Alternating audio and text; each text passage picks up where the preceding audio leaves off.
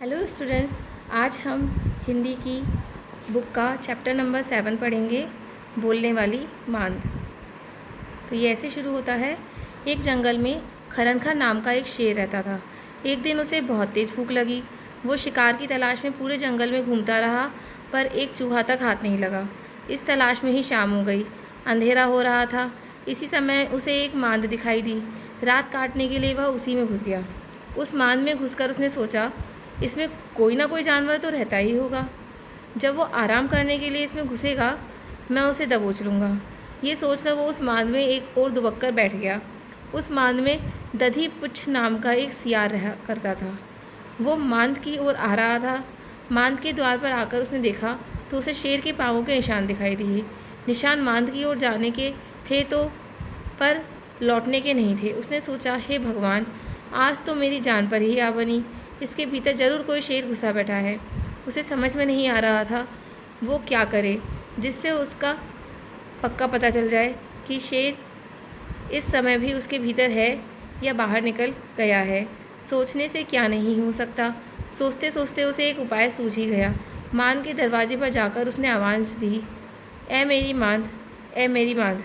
आवाज़ देकर वो चुप हो गया। कुछ देर बाद उसने कहा, अरे तुझे हो क्या गया है, आज बोलती क्यों नहीं? पहले तो जब मैं आवाज़ लगाता था तू झट बोल पड़ती थी। क्या तू ये भूल गई कि मैंने तुझसे कहा था कि मैं जब भी बाहर से आऊँगा तब तुम्हें आवाज़ दूँगा और उसके बाद ही मैं मांद के भीतर आऊँगा। यदि तुमने इस बार भी जवाब न दिया तो मैं तुम्हें छोड़कर किसी दूसरी मांद में चला जाऊँगा। अब शेर को विश्वास हो गया कि सियार की आवाज़ लगाने पर भैया मांद सचमुच जवाब दिया करती है। उसने सोचा, आज मैं आ गया हूँ, इसलिए डर के मारे इसके मुँह से आवाज़ नहीं निकल रही है। ये तो मानी हुई बात है कि डर जाने पर हाथ पांव को काट मार जाता है, मुंह से आवाज़ तक नहीं फूटती और शरीर थरथराने लगता है। शेर ने सोचा, यह मां नहीं बोलती है तो कोई बात नहीं, इसकी जगह मैं ही जवाब दे देता हूँ। यदि चुप रहा तो हाथ आया शिकार भी गया। यह सोचकर शेर ने उसके जवाब में आवाज़ लगा दी।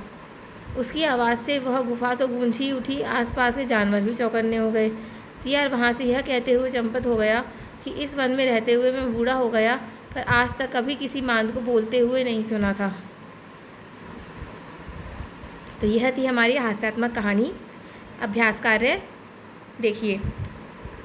पहला प्रश्न है, इस कहानी से आपको क्या शिक्षा मिलती है? इसका उत्तर होगा, इस कहानी से हमें यह शिक्षा मिलती है कि संकट के समय सूझबूझ और समझदारी से काम लेना चाहिए। दूसरा प्रश्न है, यदि आप सियार की जगह होते तो क्या करते?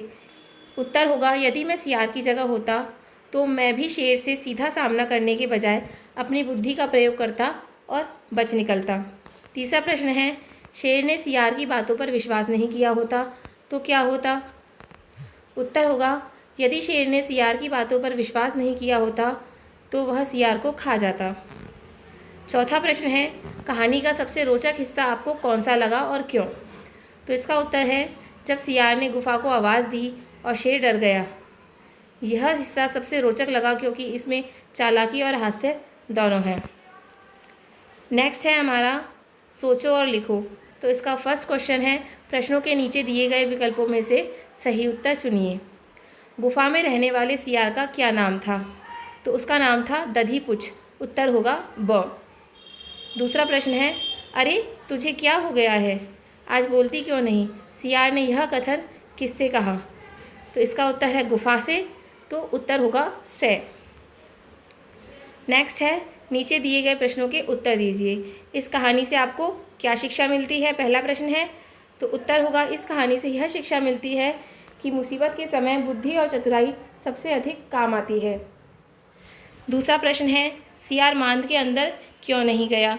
उत्तर होगा, सियार ने मांद के दरवाजे पर शेर के पैरों के निशान देख लिए थे, जो मांद के अंदर जाने के तो थे पर बाहर आने के नहीं थे, इसलिए वह मांद के अंदर नहीं गया। नेक्स्ट, भाषा की बात। तो इसमें फर्स्ट है, रिक्त स्थानों पर उचित संज्ञा शब्द भरकर वाक्य पूरा करें। तो पहला है, रिक्त स्थान गुफा में रहता था। गुफा में कौन रहता था? सियार रहता था, सियार आ जाएगा। दूसरा है, रिक्त स्थान सियार को खाने के लिए गुफा में छुपकर बैठा था। तो रिक्त स्थान में शेर आ जाएगा क्योंकि शेर सियार को खाने के लिए गुफा में छुपकर बैठा था। नेक्स्ट है, नीचे दिए गए वाक्य में संज्ञा शब्द के स्थान पर सर्वनाम का प्रयोग कीजिए। तो संज्ञा शब्द युक्त वाक्य है हमारे फर्स्ट। अब शेर को विश्वास हो गया तो सर्वनाम का प्रयोग करेंगे। शेर, इसमें संज्ञा है शेर, तो इसकी जगह सर्वनाम उपयोग करेंगे तो उसको कर देंगे हम। तो अब उसको विश्वास हो गया हो जाएगा। अब शेर को विश्वास हो गया से अब उसको विश्वास हो गया। नेक्स्ट है सोचते सोचते सियार को एक उपाय सूझा। तो इसमें संज्ञा है नाम, जहाँ पर आता है वो व्यक्तिवाचक या किसी भी जानवर का नाम आता है वो संज्ञा होती है। तो इसमें सियार आया है, सोचते सोचते सियार को एक उपाय सूझा, तो सियार की जगह सर्वनाम का उपयोग करना है तो उसे उपयोग करेंगे। तो सोचते सोचते उसे एक उपाय सूझा। नेक्स्ट है कहानी में प्रयुक्त कोई 5 विशेषण हमें छांट करके लिखने हैं।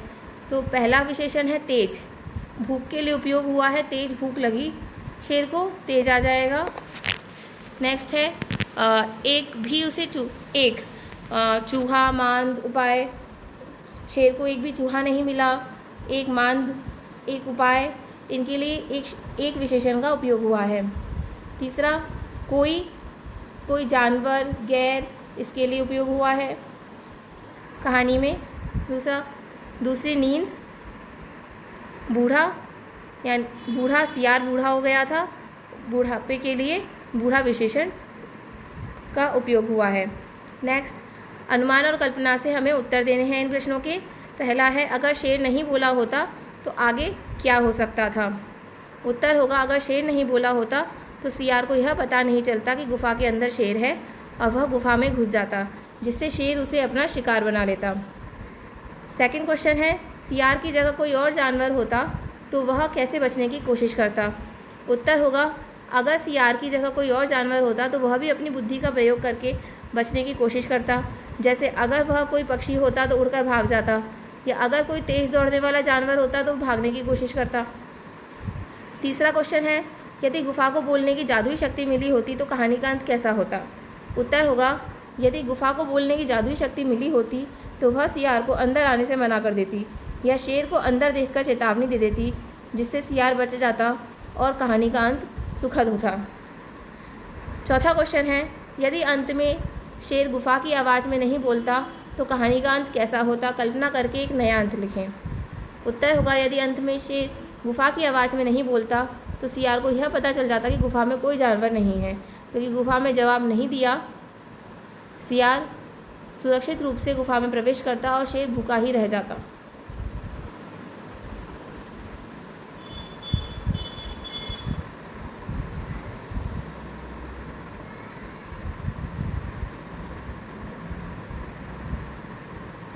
चौथा क्वेश्चन है नेक्स्ट फिफ्थ क्वेश्चन है अगर यह कहानी पानी में रहने वाले किसी और जीव जैसे कछुए या मछली के बारे में होती तो उसमें क्या बदलाव होते। अगर यह कहानी पानी में रहने वाले जीव जैसे कछुए या मछली के बारे में होती तो कहानी का परिवेश बदल जाता। शेर की जगह कोई बड़ा शिकारी जलीय जीव होता और गुफा की जगह कोई जलीय निवास स्थान जैसे पानी के नीचे की गुफा या चट्टान होती। सियार की जगह कोई छोटा जलीय जीव होता जो अपनी चतुराई से शिकारी से बचता। उदाहरण के लिए मछली अपने छिपने की जगह से बाहर आने से पहले पानी में कंपन या हलचल देखकर खतरे का पता लगाती। नेक्स्ट है हमारे खोज आधारित प्रश्न। तो पहला प्रश्न है क्या किसी प्राणी की सूझबूझ पर आधारित इस कहानी जैसी अन्य कहानियाँ आपने पहले सुनी हैं? यदि हाँ तो अपने दोस्तों को सुनाएं। तो उत्तर है हाँ, मैंने किसी प्राणी की सूझबूझ पर आधारित इस कहानी जैसी अन्य कहानियाँ सुनी हैं। उदाहरण के लिए कौवे और लोमड़ी की कहानी, जिसमें कौवे की सूझबूझ से वह लोमड़ी के धोखे से बच जाता है। दूसरा क्वेश्चन है सियार ने अपने आप को कैसे बचाया। उत्तर है सियार ने अपनी सूझबूझ से शेर से अपनी जान बचाई। उसने मांद के द्वार पर शेर के पैरों के निशान देखे जो अंदर जाने के थे, बाहर आने के नहीं थे। इससे उसे शक हुआ कि शेर अंदर है। उसने शेर को मूर्ख बनाने के लिए मांद से बात करने का नाटक किया, जिससे शेर को लगा कि मांद सचमुच बोलती है और उसने जवाब में आवाज़ निकाली, जिससे सियार को शेर के अंदर होने का यकीन हो गया और वो वहाँ से भाग निकला। तीसरा क्वेश्चन है इस कहानी में कौन कौन से पक्षी और जानवरों का उल्लेख किया गया है। इस कहानी में निम्नलिखित जानवरों का उल्लेख किया गया है। पहला शेर, खरनखर नाम था उसका। दूसरा सियार, दधिपुच्छ नाम था। तीसरा चूहा, जिसका शिकार शेर करना चाहता था। चौथा, बंदर हिरण जो शेर की आवाज़ सुनकर चौकन्ने हो गए। तीसरा, पक्षी चित्र में दिखाई दे रहे हैं, हालांकि पाठ में उनका सीधा उल्लेख नहीं है। चौथा क्वेश्चन है, शिक्षक की सहायता से जंगली जानवरों की जीवन शैली और उनके पर्यावरणीय महत्व के बारे में जानकारी प्राप्त करें और संक्षेप में लिखें। तो इसका उत्तर है, शिक्षक की मदद से जंगली जानवरों की जीवन शैली और उनके पर्यावरणीय महत्व के बारे में जानकारी नीचे दी गई है। जंगली जानवरों की जीवन शैली। जंगली जानवर अपने प्राकृतिक आवास जैसे जंगल, घास के मैदान, रेगिस्तान या पानी में रहते हैं। वे भोजन, पानी और आश्रय के लिए अपने पर्यावरण पर निर्भर करते हैं। उनकी जीवन शैली शिकार, भोजन की तलाश, प्रजनन और अपने बच्चों की देखभाल पर केंद्रित होती है। उदाहरण के लिए शेर जैसे शिकारी जानवर शिकार करके अपना भोजन प्राप्त करते हैं, जबकि हिरण जैसे शाकाहारी जानवर पौधों पर निर्भर रहते हैं। पर्यावरणीय महत्व। जंगली जानवर पारिस्थितिकी तंत्र का एक महत्वपूर्ण हिस्सा हैं। वे खाद्य श्रृंखला को बनाए रखने में एक मदद करते हैं, परागण में योगदान देते हैं, बीजों का फैलाव करते हैं और मिट्टी के स्वास्थ्य को बनाए रखते हैं। उदाहरण के लिए मधुमक्खियाँ फूलों के परागण में मदद करती हैं, जो पौधों के प्रजनन के लिए आवश्यक है, और गिद्ध जैसे जानवर मृत जीवों को खाकर पर्यावरण को साफ रखने में मदद करते हैं। पारिस्थितिक संतुलन। विभिन्न प्रकार के जंगली जानवर पारिस्थितिक संतुलन बनाए रखने में मदद करते हैं। यदि किसी प्रजाति की संख्या बहुत बढ़ जाती है या घट जाती है तो यह पूरे पारिस्थितिकी तंत्र को प्रभावित कर सकता है। जैव विविधता। जंगली जानवरों की जैव विविधता का एक महत्वपूर्ण हिस्सा है जो पृथ्वी पर जीवन के लिए आवश्यक है। रचनात्मक प्रश्न। धैर्य और बुद्धिमानी से हर समस्या का हल संभव है। इस संदेश को उजागर करने वाला एक पोस्टर बनाइए। तो देखिए, ये पोस्टर बना हुआ है। आप ऐसा ही एक पोस्टर अपने किसी भी पेरेंट्स की मदद से, भाई बहनों की मदद से तैयार कर सकते हैं। पर्यावरण संतुलन के लिए सभी जीव आवश्यक हैं। इस विषय पर एक आकर्षक पोस्टर तैयार करें। पर्यावरण संतुलन के लिए सभी जीव आवश्यक हैं, इसके लिए देखिए इस तरह ये पोस्टर बनाया है हमने। इस तरह का कोई भी पोस्टर आप अपने पेरेंट्स की मदद से, माता पिता की मदद से या किसी भी भाई बहन की मदद से आप तैयार कर सकते हैं, दोस्तों की मदद से तैयार कर सकते हैं। तीसरा क्वेश्चन है, शेर और सियार के संवाद पर आधारित एक हास्य पोस्टर बनाइए जिसमें उनका वार्तालाप मज़ेदार ढंग से प्रस्तुत किया गया हो। तो ये देखिए, ये वाला पोस्टर हमने तैयार किया है। आप भी ऐसा ही एक पोस्टर तैयार कर सकते हैं। नेक्स्ट है प्रश्न, क्या आप कभी किसी मुसीबत में फंसे हैं जहां आपको चतुराई से बाहर निकलना पड़ा हो? अपने अनुभव साझा करें। तो उत्तर है, यह एक वैचारिक प्रश्न है जिसका उत्तर आपके व्यक्तिगत अनुभव पर निर्भर होगा। आपको किसी ऐसी परिस्थिति के बारे में सोचना होगा जहां आप किसी मुश्किल में फंसे हों और अपनी समझदारी या चतुराई का इस्तेमाल करके उस मुसीबत से बाहर निकले हों। उदाहरण के लिए आप लिख सकते हैं, हाँ, एक बार मैं अपने दोस्तों के साथ जंगल में पिकनिक मनाने गया था। हम रास्ता भटक गए और शाम होने लगी थी। तभी मुझे याद आया कि मैंने सुबह आते समय एक पेड़ पर एक निशान बनाया था। मैंने अपने दोस्तों को उस निशान का पता लगाने के लिए कहा और हम सब मिलकर उस निशान का पीछा करते हुए सही रास्ते पर वापस आ गए। इस तरह अपनी चतुराई से हम मुसीबत से बाहर निकल पाए। थैंक यू दोस्तों, thank you students for watching the video. Please like, share and subscribe और अपने जानने वाले और भी लोगों को इस वीडियो के बारे में बताइए। Thank you, bye.